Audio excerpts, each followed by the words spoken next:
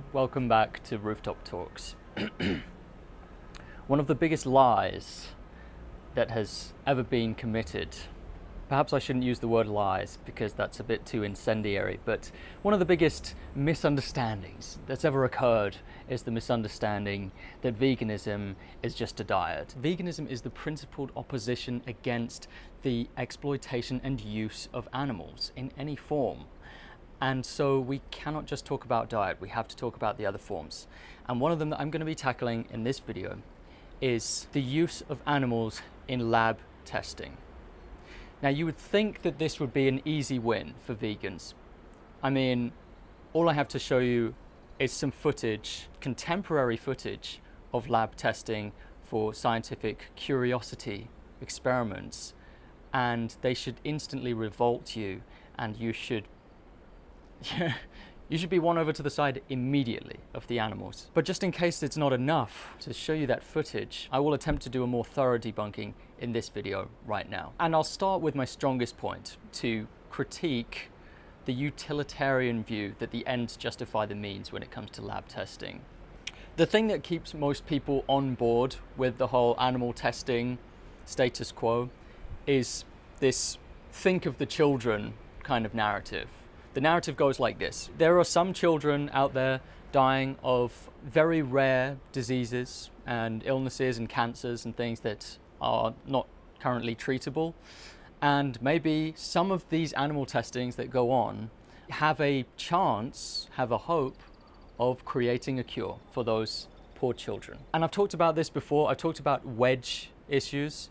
And this is a wedge. It's a wedge that you put in the door that means that you cannot close the door on animal testing. And as long as that wedge is there, people are going to allow this to keep happening, because think of the children, right? So that this think of the children argument keeps the door open. And in fact, the way things are, a very tiny percentage of animal testing in scientific environments actually happen with this as the motive. In fact, the majority of animal testing on monkeys, rats, bunny rabbits, dogs, beagles, the majority of those tests are done as what we call curiosity experiments. If you want to learn more about this, I highly recommend this 5-part series. It's a mini series. Each episode is about 10 to 12 minutes in length by Peter, and it's called The Failed Experiment. It's here online. I'll link it in the description. I highly recommend that you watch even just the first episode, but really there's 5 episodes and they're great. I think they will win you round to this if you choose to dedicate the time to watching them. So the think of the children argument, if you want to call it an argument, what is the underlying foundation of that argument? So I want to bring you this test to see if you're a utilitarian, okay?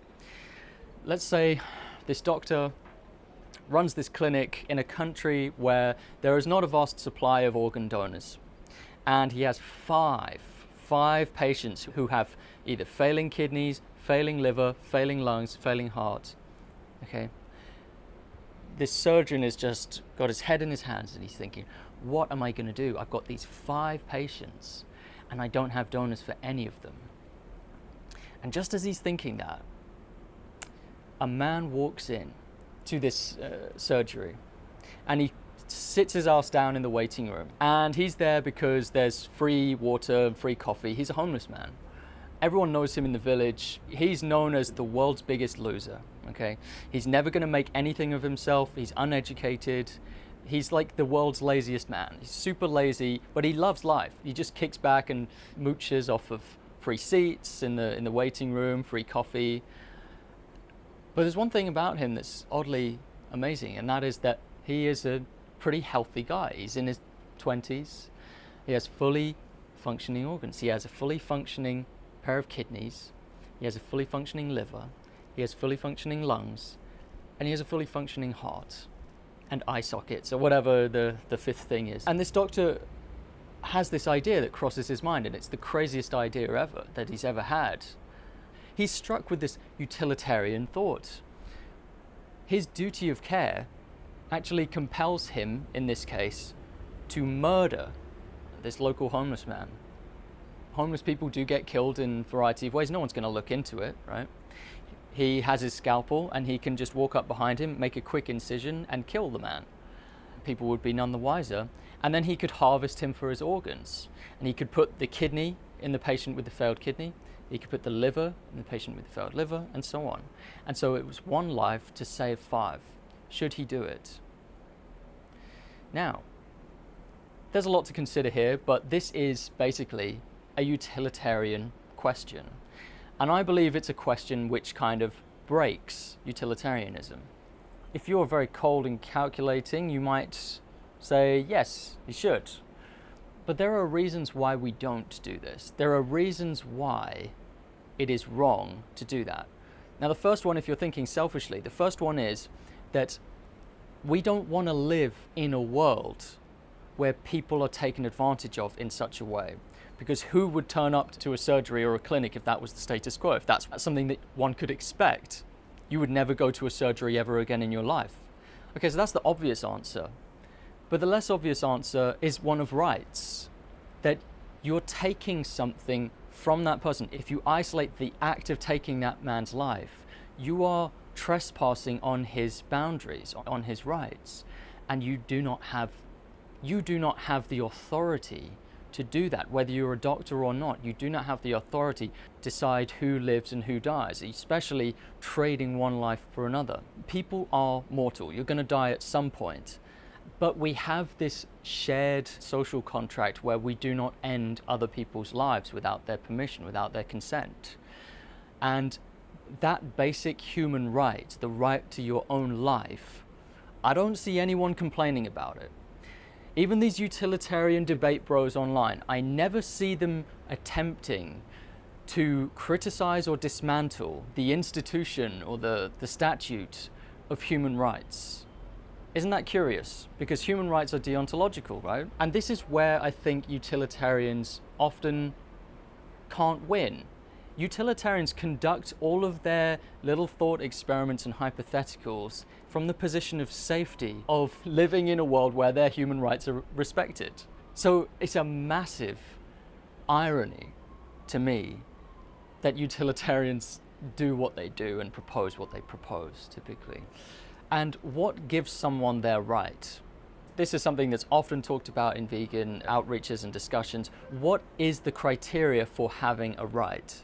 Morally, not legally, morally. If it's intelligence, then babies wouldn't have rights. If it's the potential to become intelligent and useful to society, then again, like disabled children who are terminally ill wouldn't have their rights would be stripped away. So we can disqualify all of these things, and we keep on disqualifying these traits until we come to the basic one, which is sentience. Having a conscious experience, has a desire for good things to happen and less bad things to happen and so on, and having an interest in one's own life.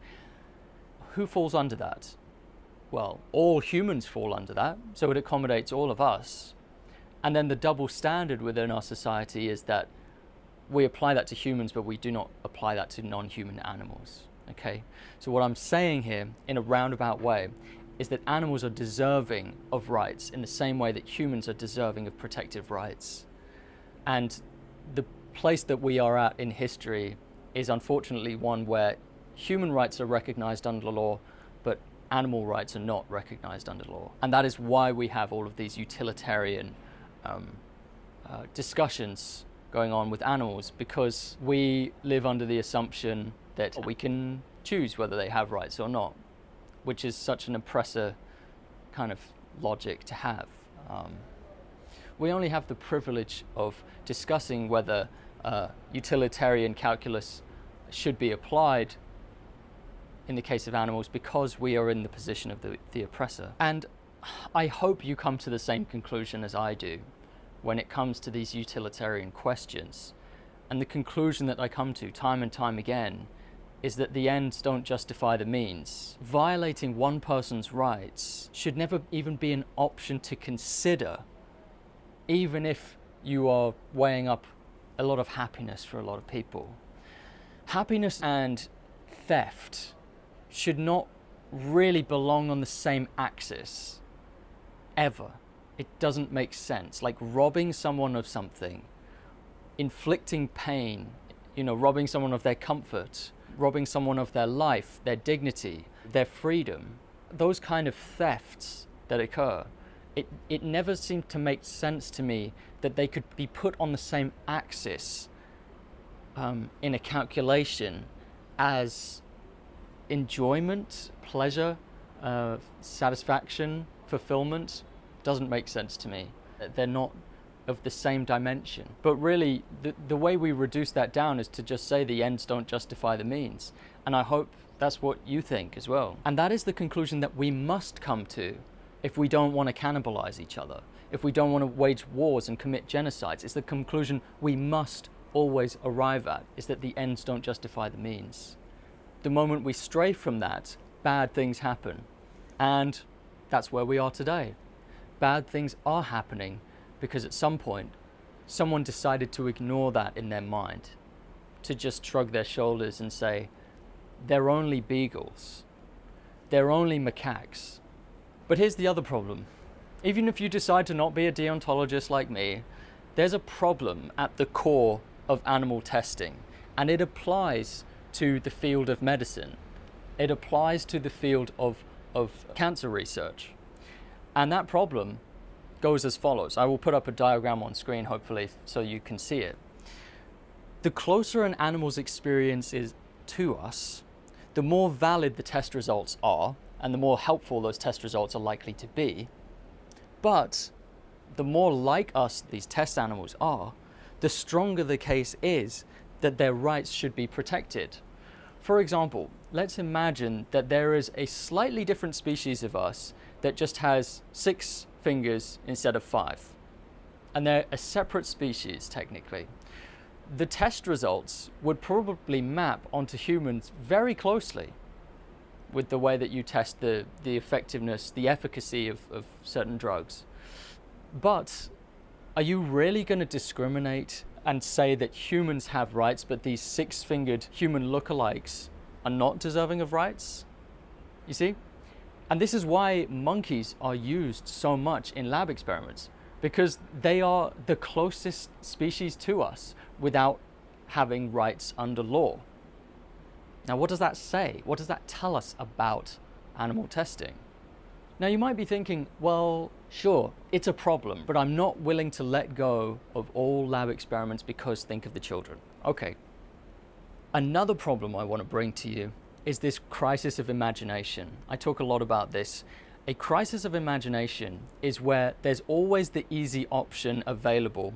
And because of that availability of an easy option, in this case, beagles are not protected under law, monkeys are not protected under law. So they're always there. That's the easy option. You can always just reach out and grab that. And the problem with that is that it stifles creative solutions. It stifles creative alternatives, because it's going to be a little bit difficult in the beginning to go out in this new direction.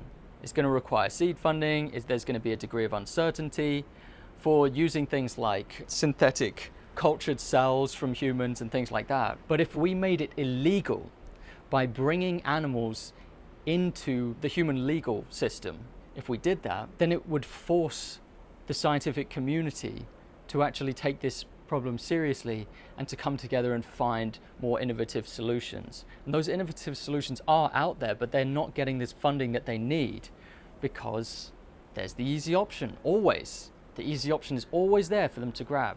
The truth is, we've gotten away with our double standard with animals for so long because animals are no match for us in terms of power. They're not organized. We can cage them. We can capture them. And their lack of a voice to articulate their own plight has made them an easy victim to dismiss and ignore. They have no voice.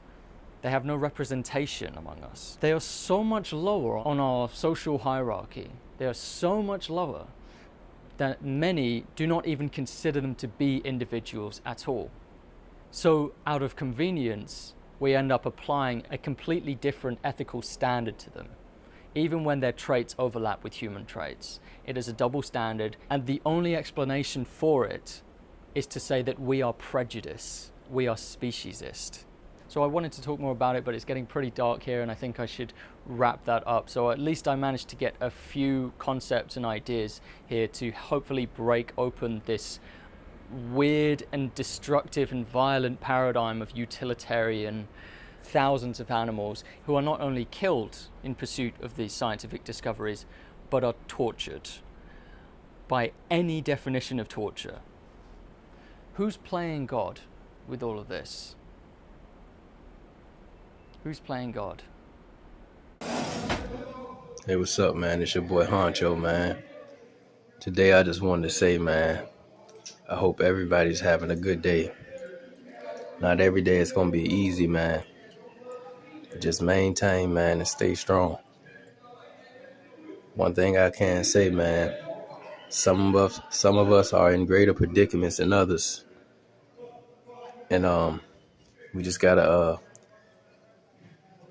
appreciate where we at, appreciate what we have, and just stay strong, man. And not every day is going to be good. But one thing about it, man, you got the power to change your narrative, man. You can make that day good. Love yourself, man. Appreciate what you have. And just enjoy your freedom, man. I might not be where I want to be right now, but I have a vision of where I'm going.